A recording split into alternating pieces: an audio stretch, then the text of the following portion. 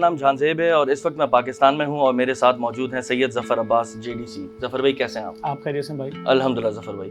ظفر بھائی گورنمنٹ کہہ رہی ہے کہ 25,000 تنخواہ بہت ہوتی ہے اور آپ نے اتنا شور مچایا ہوا ہے کہ تنخواہ کافی نہیں ہے، تو اس کی وجہ کیا ہے؟ اس کی وجہ یہ ہے کہ جو روٹی آج سے 1 سال پہلے 10 یا 11 روپے کی مل جاتی تھی اب وہ 25 روپے کی نہیں مل رہی ہے۔ آج سے 1 سال پہلے اگر فیول 100 روپے کا تھا آج 300 روپے لیٹر ہے۔ اس کی وجہ یہ ہے کہ جو گھر میں کوکنگ آئل استعمال ہوتا ہے اگر 1 سال پہلے 200 روپے لیٹر تھا آج 650 روپے لیٹر ہے۔ 10 کلو آٹے کا تھیلا جو 300 روپے کا مل جاتا تھا آج 1600-1800 روپے کا ہے۔ تو لوگ 25,000 روپے کے اندر تو اپنے گھر کا کرایہ اور جس بس میں جاتے ہیں آفس وہ پورا نہیں کر سکتے، تو کھائیں گے کیا، پیئیں گے کیا، یوٹیلیٹیز کیسے دیں گے، زندہ کیسے رہیں گے، لوگ اس کو بہت مشکل میں ہیں۔ ظفر بھائی کوئی بھی ریپ ہو جاتا ہے، کوئی اغوا برائے تاوان ہوتا ہے، کوئی موبائل سنیچنگ ہوتی ہے، کوئی مار دیا جاتا ہے، ہم دیکھتے ہیں ظفر عباس وہاں پہلے پہنچ جاتے ہیں، وہاں پہنچنے کی وجہ کیا ہے؟ ہم سماجی کارکن ہیں، ہم سوشل ورکر ہیں، ہم جا کے ان کے درد کے اوپر مرہم نہیں رکھیں گے تو کون رکھے گا؟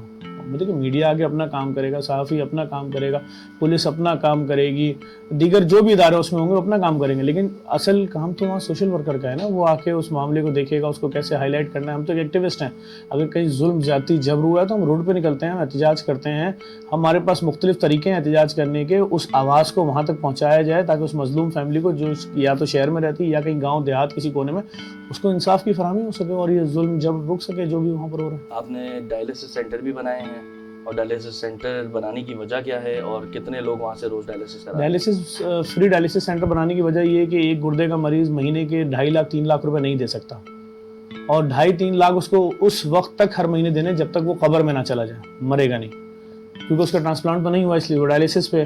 تو اب وہ 2.5-3 لاکھ روپے تو کوئی نہیں دے سکتا بھائی مڈل کلاس فیملی، اور اگر کوئی امیر دے سکتا ہے سالانہ 36 لاکھ روپے اور 10 سال کے 3.25 کروڑ روپے تو وہ کوئی بہت ہی امیر فیملی ہوگی نا، ایک عام آدمی تو نہیں دے سکتا۔ تو اس لیے ہم نے گلی گلی فری ڈائلسس سینٹر کھول دیا۔ آپ نے IT سینٹر بھی بنائے ہیں، اس کی بنانے کی وجہ کیا ہے، اس کے فوائد کیا ہے؟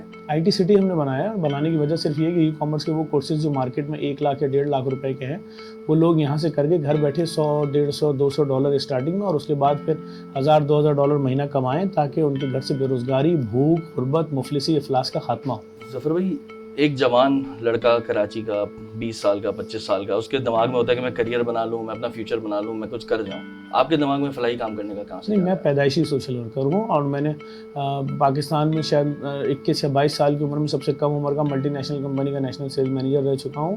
میرا اس وقت میں آج سے 15 سال پہلے میری اپنی ڈسٹریبیوشنز تھیں، اس وقت میری اپنی ٹریول ایجنسی چل رہی ہے سالوں سے، کام ہم سارے کر رہے ہیں، لیکن جو پیدائشی سوشل ورکر ہوتا ہے اس کو ہر وہ چیز جو ایک عام آدمی کو نظر نہیں آ رہی تو اس کو نظر آ رہی ہوتی ہے کہ بھئی یہاں کیا مشکل ہے، یہاں کیا پریشانی ہے، سڑک پہ پڑا ہوا پتھر کسی کے لیے حادثے کا باعث بن سکتا ہے، اس کو ہٹا دوں گا، کچھ بھی 1000 چیزیں ہوتی ہیں۔ تو کراچی کے مسائل مطلب ظفر عباس کے مسائل تو کیا کراچی نہیں، پاکستان کا کوئی بھی مسئلہ ہوتا ہے ہمیں دکھ ہوتا ہے، کسی شخص کے ساتھ زیادتی ظلم ہوتا ہے ہمیں دکھ ہوتا ہے، کوئی شخص بھوک کے لیے خودکشی کر لیتا ہے ہمیں دکھ ہوتا ہے، کوئی کسی عورت کے بچے اگر عید پہ ہی بول دیں کہ کیا اس سال بھی ہم نئے کپڑے نہیں پہنیں گے اور وہ عورت اپنے بچوں کے ساتھ نٹی جٹی کے پل سے کود جائے، عائشہ نامی عورت، ہمیں دکھ ہوتا ہے، ہماری بہن ہے۔ تو بات یہ کہ ایک کپڑا 300-400 روپے کے جوڑے کے لیے وہ کود گئی، کیوں کسی نے نہیں سوچا، کیوں ریاست نے اس کی طرف نہیں دیکھا؟ کیا ابھی آپ کے ساتھ کوئی ایسا معاملہ ہوا ہے جو آپ کو آج تک یاد ہو اور اس کی سب خوف آتا ہو؟ ہمارے ساتھ ہم ڈیلی صبح سو کے اٹھتے ہیں اور ہمارا پورا دن خوف میں گزرتا ہے کہ جو ہمارے فری ڈائلسس سینٹرز ہیں، یہ جو ہمارے لیب ہیں، ہمارے IT سٹی ہے، ہمارا بلڈ بینک ہے فری، ہمارے تھیلیسیمیا سینٹر ہیں، ہمارے جتنے بھی پروجیکٹس ہیں ان کا آگے پیسہ کیسے آئے گا، ملک کے حالات آپ کے سامنے کیسے کام ہوگا، ہمارے لیے ڈیلی خوف ہے، ڈیلی پریشانی ہے، ڈیلی ڈپریشن۔ ظفر بھائی آپ کی فیملی ہے؟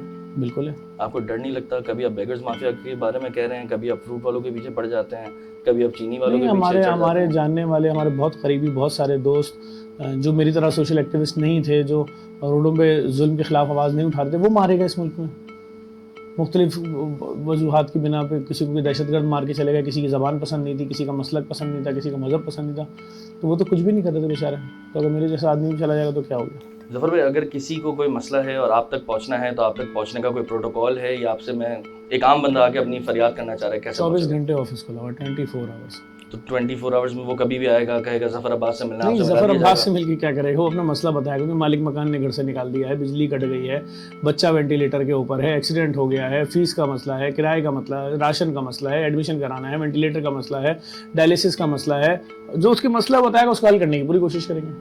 ٹھیک ہے، آپ نے ابھی دسترخوان بھی کھولے ہیں، اس دسترخوان سے کتنے لوگ मुस्तफिर हो कराची से आज़ाद कश्मीर तक तकरीबन हमारे दस्तरखान से रोज़ाना 1 लाख लोग खाना खाते हैं। जो लोग आपको पैसे देते हैं उनके लिए कोई चेक एंड बैलेंस देखिए हम इससे बड़ी श्योरिटी किसी को क्या देंगे कि एक तो हम अच्छी कंपनी से ऑडिट कराते हैं, मल्टीनेशनल कंपनी, दूसरा पीसीबी ऑडिट कराते हैं।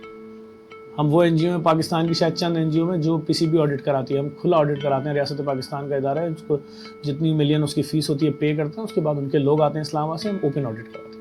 ये प्राइवेट स्कूल माफिया के खिलाफ आपको कुछ कहना है या कोई? हाँ, मैं क्या बोलूँगा प्राइवेट स्कूल माफिया। अगर आप पाकिस्तान में रहें, 70,000 रुपये स्कूल फीस वाले स्कूल में थे, 500 रुपये फीस वाले स्कूल में उस वक्त 10-12 हज़ार रुपये वाली, ठीक है, दरमियान यानी एक कैटेगरी में थे। भाई मिडिल क्लास फैमिली इस वक्त भी 1200-1500 रुपये अफोर्ड नहीं कर सकती और 75,000 रुपये फीस, कितना बड़ा डिफरेंस है।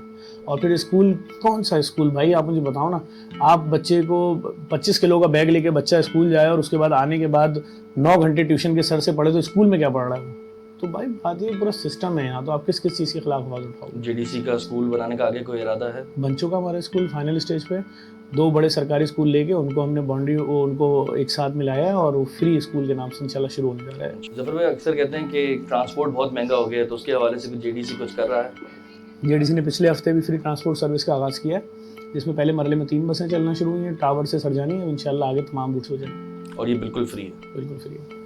जफर भाई जेडीसी कब्रिस्तान बनाने लगा है, तो कब्रिस्तान के बारे में कुछ डिटेल्स बताना चाहेंगे? बिल्कुल फ्री ऑफ। 40 साल से कराची में कब्रिस्तान की ज़मीन थी, सिंध गवर्नमेंट से ज़मीन ली है और मुसलमानों के तमाम मसालिक के लिए वहाँ बिल्कुल फ्री ऑफ कॉस्ट, जिसका भी इंतकाल होगा उसकी मुफ्त तदफीन होगी। आपके अपने पर्सनल अखराजात आप जेडीसी से कुछ लेते हैं? जेडीसी से हमारा कोई भी ट्रस्टी जेडीसी से कुछ भी नहीं लेता। हम सबके अपने अपने, कोई किसी का कोई बिजनेस है, किसी का कोई बिजनेस है, किसी का कोई बिजनेस। आप एक मुर्दा घर भी बनाने लगे हैं जो शायद दुनिया का सबसे बड़ा मोर्चरी हाउस है। जी 1000 मैयतों की मोर्चरी बन रही है, बल्कि अभी आप जब आए थे तो जो लोग बनवा रहे हैं मौजूद हैं यहाँ, जाफर फैमिली फाउंडेशन UGI बनवा रही है उसको, सिंध गवर्नमेंट ने इसमें कोऑपरेट किया और ये दुनिया की सबसे बड़ी मोर्चरी 1000 मैयतें रखने की। क्या इसकी कराची को ज़रूरत है? 1600 लोग कराची में अपनी मौत मरते हैं रोज़ाना और एक ऐसा मुर्दा खाने की ज़रूरत थी जहाँ अपनी मैयत आप आराम से रख सकें और बिला खौफ व ख़तर आके जिस वक्त आपको तदफीन करनी है वहाँ से निकाल के अपनी तदफीन कर सकें। अभी हम आपके तमाम दस्तरखानों पे और IT सेंटर्स पे विज़िट करेंगे और हम देख के बताएंगे कि वो कैसा है। जज़ाकल्लाह। तो जी हम खड़े हैं गुलशन में जेडीसी के डायलिसिस सेंटर के बाद। ये डायलिसिस सेंटर जो है मकसूद साहब और उनकी बेगम ने डोनेट किया है जेडीसी को। इनकी कोई औलाद नहीं थी, इन्होंने जफ़र भाई से रब्ता किया और उन्होंने कहा कि वो सेंटर जो है डायलिसिस का डोनेट करना चाह रहे हैं और ये उनकी बेगम के नाम पे ही डायलिसिस सेंटर है। इसमें जितनी भी मशीनें हैं वो एक साहब ने डोनेट की हुई हैं। आ जाए हम आपको अंदर से डायलिसिस सेंटर दिखाते हैं। डॉक्टर साहब यहाँ पे एडमिशन्स कैसे होते हैं? अगर कोई पेशेंट आता है अपनी रिपोर्ट्स लेके कि उन्हें डायलिसिस करानी है तो उसका प्रोसीजर क्या है?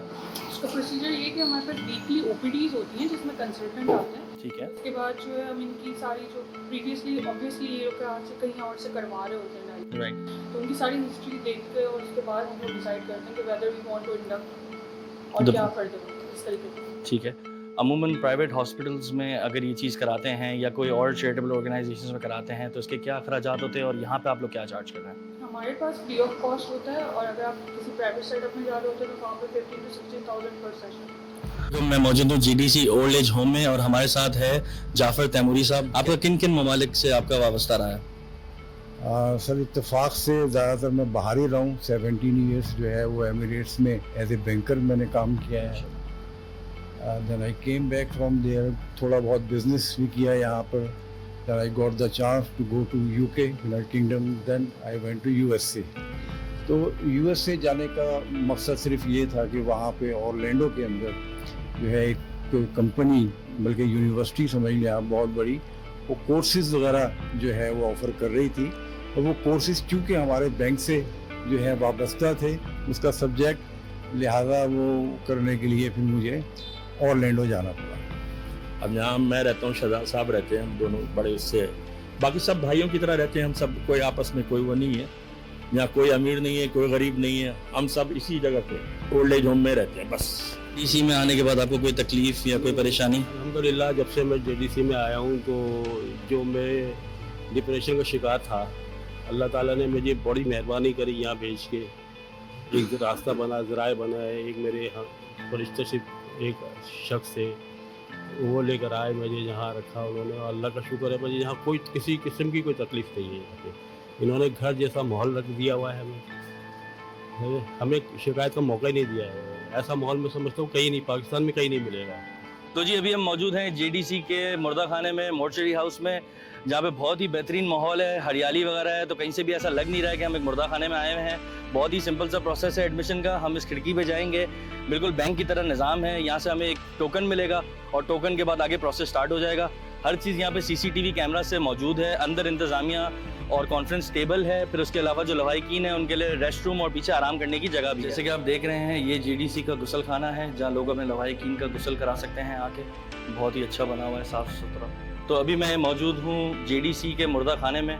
जैसे कि हमने ज़फ़र भाई से बात की थी, मुर्दा खाने अभी तैयार हो रहे हैं और वो इधर हैं। ये -5 टेम्परेचर पे चलते हैं, जो कि पूरे पाकिस्तान में कहीं भी अवेलेबल नहीं है, और ये बिल्कुल फ्री ऑफ कॉस्ट है। हम JDC के कॉफ़िन जहाँ बनते हैं वहाँ पे आए हुए हैं। ये सारे कॉफ़िन उन लोगों के लिए बनते हैं जिनकी मैयतों को अंदरून सिंध, पंजाब भेजा जाता है, और ये सारे अखराजात जो है वो JDC की तरफ से होते हैं, जिसमें आपको एम्बुलेंस, बस और लवाहिकीन को लेके जाने के लिए सारे खर्चे प्रोवाइड किए जाते हैं। यहाँ पे बन रहे हैं सारे कॉफ़िन्स।